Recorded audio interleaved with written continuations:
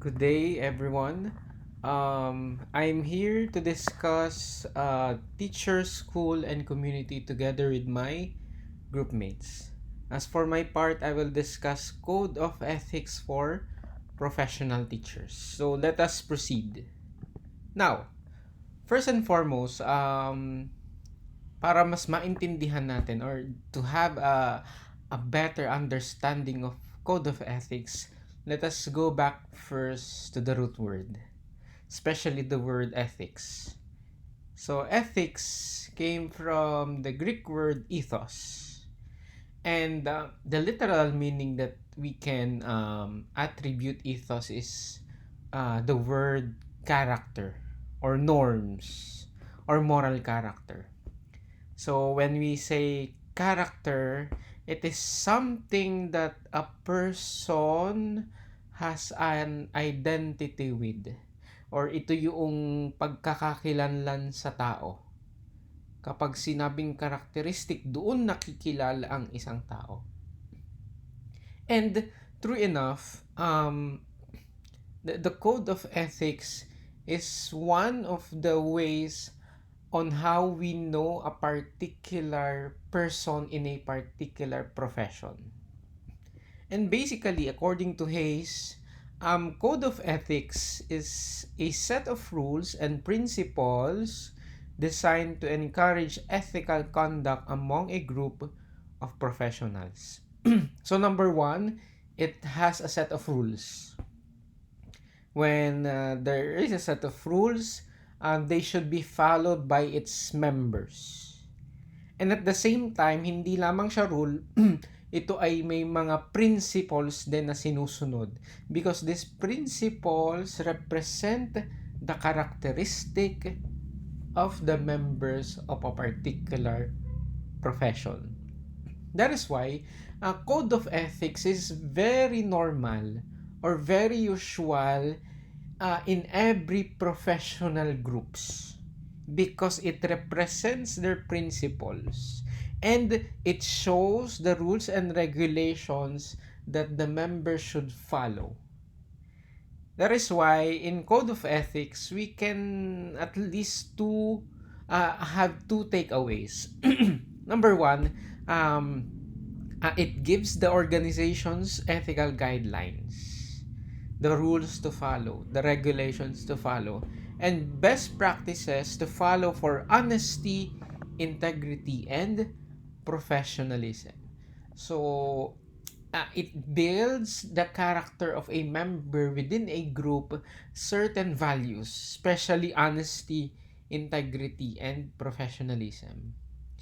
And number two, since it is a code of ethics, meron siyang rules and regulations, and bawat rule and regulation, there's also what do you call this, a kalakip na consequence if a particular rule or regulation will be violated. So there's a consequence or there is a sanction if a particular rule or regulation will be violated. And perhaps one of the the biggest sanction could be the termination of an individual member to the group. Okay? So in terms of our topic and in terms of our profession, we have this code of ethics for professional teacher. So a little background. Okay, so the code of ethics for professional teachers is based or was based on the Republic Act number 7836, or the Philippine Teachers Professionalization Act of 1994. So under section 6 PD number 223, it is recommended, or it was this code of professional ethics was adopted, okay, in this or through this Republic Act 7836 of 1994, or the Philippine Teachers Professionalization Act. So medyo matagal na din siya. But though it has been promulgated since 1994, the content of the Code of Ethics for Professional Teachers still remain relevant up until today. So, to give us an overview of the Code of Ethics for Professional Teachers, so this is the outline. Okay, so it has 13 articles. So it starts with the preamble, and has 13 articles. So Article 1, Scope and Limitations. Article 2, the teacher and the state. Article 3, the teacher and the community. 4, a teacher and the profession. 5, the teachers and the profession. Number 6, the teacher and the higher authorities in the profession. Number 7, school officials, teachers, and other personnel. Article 8, the teachers and learners. Article 9, the teachers and parents. Article 10, the teacher and business. Article 11, the teacher as a person.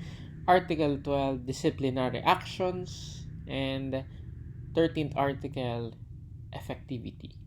So since the particular topic that we are discussing in this subject is the teacher and the community. So for now, in the subject, we will only focus, or I will introduce to the class or to the group Article 3, the teacher and the community. However, I think it is still better, or it is just right and proper to introduce the preamble.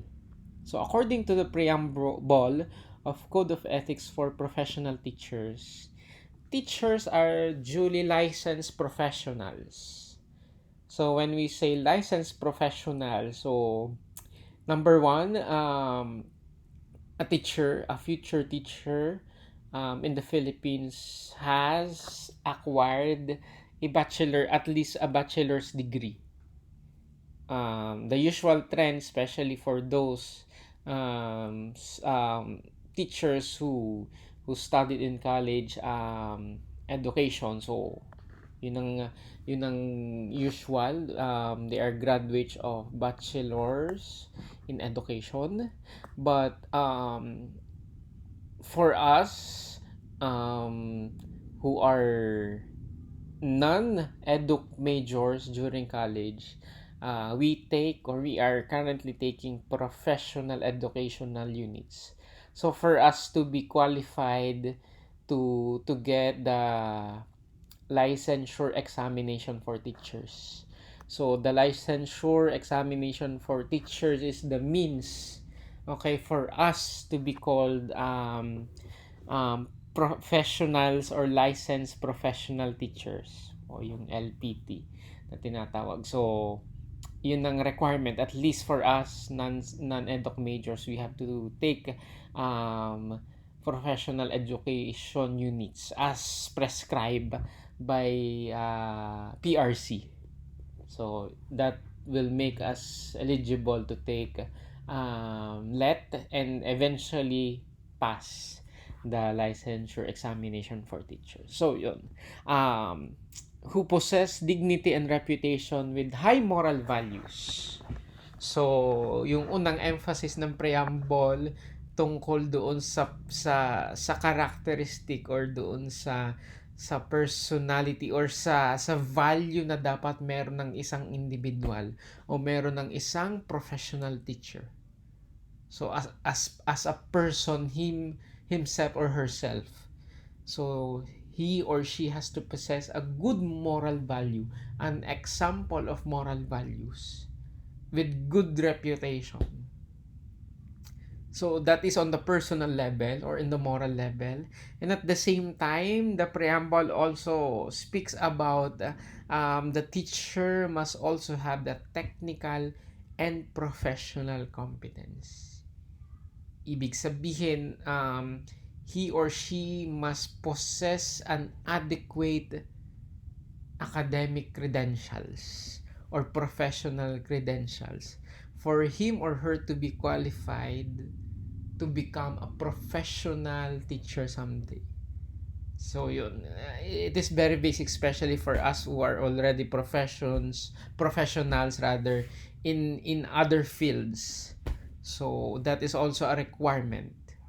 So because I think, I believe na as teachers, we must have that credentials, because tayo ang magtuturo sa mga bata. As the saying goes, we nemo dat quod non habet. You cannot give what you do not have. So we must possess that credentials, that qualifications, for us to become a professional teacher, for us to become an efficient teachers in the future. In the practice of their noble profession, and they strictly adhere to observe and practice this set of ethical and moral principles, standards, and values. So, as future professional teachers, because we will belong to a group of professional teachers, so as members or as future members, we must abide the rules or the content or the principles of this code of ethics as members. So yun. So that is the preamble. And we proceed to Article 3, which is the teacher and the community. So again, the focus here is the teacher and the community. When we say the community, it is not just the community inside the school. It is not just the community inside the classroom, but the community that we are trying to say here is the community outside the classrooms or outside the school where the teacher belongs. Because in reality, the teacher does not only belong to a particular school or to a particular department. He or she belongs to a community, first and foremost, outside that school. So that is why a teacher is not a teacher um, inside the school only or inside the classroom, but a teacher remains a teacher outside the classroom and outside the school. So in section 1, a teacher is a facilitator of learning. So as facilitator, napakaganda ng ginamit na word facilitator. Ibig sabihin tagagabay. Siguro yun yung pinakamagandang naisip ko na Tagalog, tagagabay. Hindi lamang parang taga-utos o taga-sagot o taga-turo, kundi taga-gabay, taga-akay of learning and of the development of the youth. So the word is the youth, not students. So it shows that the teacher has also a responsibility not only to the children or to the students inside the classroom, but to the youth in general. He shall therefore render the best service by providing an environment conducive to such learning and growth. So the first task of teacher in the community is to give a conducive environment for learning and growth. It shows that learning doesn't only happen inside the classroom or inside the school. It happens on the community. It could also happen on the community. Section 2. Every teacher shall provide leadership and initiative to actively participate in community movements for moral, social, educational, economic, and civic betterment. So it means that a teacher must also have an initiative outside the classroom, especially when it comes to moral issues in the community, to moral issues, for example, of what is happening in the country or what is happening in the society or in the country in general. Because first and foremost, the teachers doesn't only teach the subjects that he or she needs to teach. He or she should also teach values in the community, outside, even outside the classroom. On my personal note, ito din po yung aking laging ini-instill, lalo na sa moral philosophy. lalo na sa ethics sa mga student ko sa college or sa university. um, we cannot but touch um, certain issues in the society that are current, yung mga nangyayari in politics or in the society in recent news, kasi I believe na kulang o hindi sapat kung ano lamang yung sinasabi dun sa libro. Dapat ay nakikita din ng estudyante na yung natututunan niya o yung tinuturo ay lapat o nararamdaman sa lipo ng ginagalawan niya. So that is very important. So a teacher should have that involvement on what is happening on the community. Section 3, every teacher shall merit reasonable social recognition, for which purpose he shall behave with honor and dignity at all times and refrain for such activities as gambling, smoking, drunkenness, and other excesses, much less illicit relations. So that is why I think this is also a reminder for us that we as teachers must be a good example to the not only to our students but to the community. That is why may pressure, or may there is also a big responsibility for us na even in and outside the classroom or the school, we must be um, mindful of our actions, mindful of what we say, mindful of the things we do outside the classroom or outside the school. Nakakahiya nga naman o hindi magandang tingnan na teacher ang isang individual pero siyang laman ng, for example, sugalan o kaya nangunguna sa sabungan si sir, kita ko kasama namin magsabong. Okay, parang hindi siya magandang tingnan o hindi magandang pakinggan. Even smoking and drunkenness, okay? Though may right naman yung teacher, pero I think there must be still kumbaga dapat hindi masyadong pinapakita. I think in reality may mga teacher na nag-smoke, na may mga teacher na umiinom. Okay, pero dapat siguro yung actions na ganito ay dapat appropriate o hindi pinapakita sa iba masyado. Hindi pinapakita sa iba masyado. And okay, hindi ko sinasabi na okay lang talaga, pero minsan may mga teacher na gano'n na hindi maiiwasan. Kumbaga, paminsan-minsan iinom, minsan-minsan nag-smoke, pero dapat discreet pa din. Ayun yung term, discreet pa din. Lalo na sa tingin ng ibang tao. Because yun nga, we are teachers, we are examples, we are models, so we have to be discreet about these things.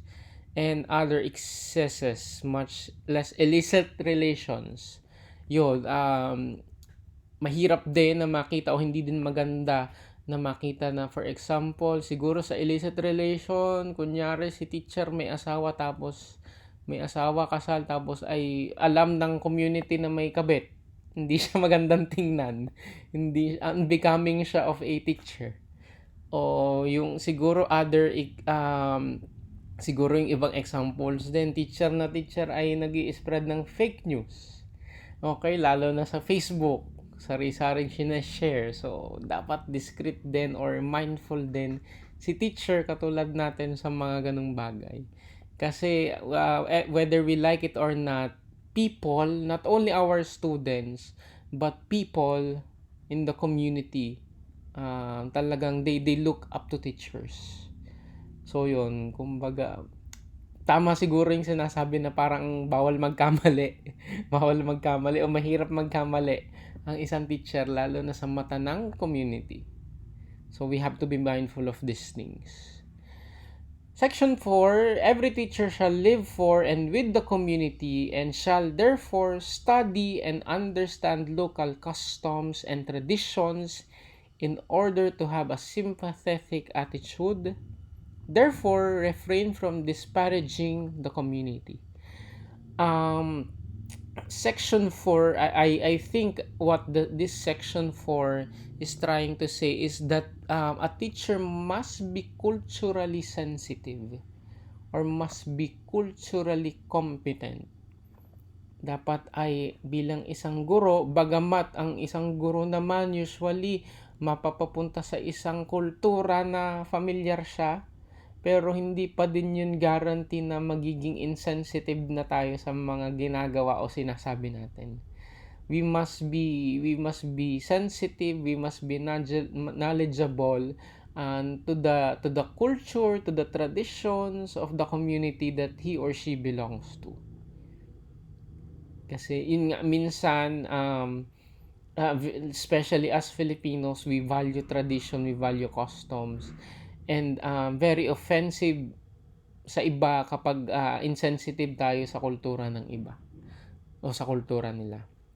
And we must refrain or we must be mindful on disparaging the community. When we say disparaging, it is like um, making a negative or bad comment or remark about the community. So we must be mindful of those things as teachers or as professional teachers in the future. Section 5, every teacher shall help the school keep the people in the community informed about the school's work and accomplishments as well as its needs and problems. So as I've said before, the school is a community within a community.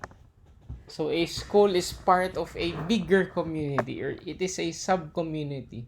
So as a sub-community or a part of a bigger community, as teachers may responsibilidad din tayo to be transparent of what is happening inside the school, especially the programs, lalo na di ba monthly may in DepEd or even in higher education or in local government unit, may mga programs si school. For example, this month or this month or the other day we celebrate World Mental Health Day. So it is just right and proper for the school through us teachers that we also inform the community that we have these programs. We also have to inform the community about the accomplishments. For example, ang mga nakikita ko accomplishment na pinapakita lagi ng school, yung mga successful alumni, okay, yung mga upcoming programs o kaya yung mga forbidding ng school, kunyari may mga project, may mga construction. So yun, it is very important. And as well as the needs and problems of the school. So the community should also know the needs and the problems of the school because it is part of the bigger community. Section 6, every teacher is intellectual leader in the community, especially in the barangay, and shall welcome the opportunity to provide such leadership when needed. So as teachers, as I've said before, we are not just teachers inside the classroom or inside the school, but sometimes or most of the time we can extend our help to the community or to the barangay community. We can extend our knowledge, our expertise to the barangay level. And even here in section 6 they added to extend counseling services. So as I remember or as based on my experience teaching in college, siguro hindi lang dahil siguro psych major ako, kung hindi nakikita din namin na more than teaching students, talagang nagiging counselor din. So marunong makinig, marunong maglaan ng oras hindi lamang sa mga estudyante, si teacher kung hindi sa community din na magbigay ng counseling services, magbigay ng time para makinig sa mga hinanaing ng mga tao, lalo na may mga people in distress. That is why it is also good that teachers learn counseling skills or techniques. And based on my experience here in Batangas State University, before we started the semester, the Guidance and Counseling Office offered basic counseling skills to teachers, which is very essential, which is very important. As appropriate and to actively be involved in matters affecting the welfare of the people. Section 7, every teacher shall maintain harmonious and pleasant personal and official relations with other professionals, with government officials, and with the people individually or collectively. Again, ang pinapakita ng Article 3 to, as I have said many times before, na the community of the teacher is not just inside the classroom. That is why it is being asked as a professional teacher that we maintain our professional and harmonious relationship with other professionals. For example, with the police enforcers, with the local government officials, with other private or public officials or professionals that we will encounter or go along our way as we practice our professions. Either they are in individual or they are in group. And lastly, section 8, a teacher possess freedom to attend church and worships as appropriate, but shall not use his position and influence to proselyte others. So, part ng right ng isang tao is to participate or to partake in a particular religion. As a democratic country, we have the freedom to practice our religion. To practice or not to practice any religion, depending sa tao. So hindi tinatanggal 'yon sa atin bilang professional teacher. Imbis nga, yun nga pinapakita dito, meron tayong kalayaan. Pero the reminder of this code of professional ethics, though we have the freedom to participate in our own religion, we cannot impose this particular belief, particular faith, or particular religion, okay, to other people. Not only to our students, but to other people. So for example, ako ay Katoliko, and example lang po, I'm a practicing and devout Catholic. So, walang problema kung ipapractice ko siya, walang problema kung I will live my faith in the Catholic Christian faith, pero hindi pwede o hindi kaaya-aya, hindi na maaari na ipilit ko, ay dapat, okay, Katoliko ako. Okay, for example, ang unang magandang example sa mga estudyante, hindi ko pwedeng pilitin mga estudyante ko na, hindi, magkatoliko din kayo. Pag hindi kayo nag-Catholic, ibabagsak ko kayo. So, yung una, pwede kasing sa student. In the community, hindi din. Hindi porket may impluensya o kinikilala ang teacher sa community, hindi niya pwede ding ipilit na, ay, dapat Catholic lang kayo. O kaya dapat Christian lang yung religion nyo. Makinig kayo sa akin kasi teacher ako, alam ko kung ano masama. That is wrong. That is not acceptable. Especially, okay, it will particularly violate Section 8. We cannot impose our own religious beliefs to other people, or use our positions as teacher to impose a particular belief or religion. Okay, so again, the Article 3 in the Code of Ethics for Professional Teachers shows us the teacher and the community. Ito yung title. And it shows us how, okay, how we will build a particular value, okay, by following these rules and regulations, this article, for us to be models, to be examples, to be good members, not as teachers, not only in the classroom but in the community. Once again, this is my report, the Code of Professional Ethics for teachers, for um, teacher, school, and community. Thank you and God bless.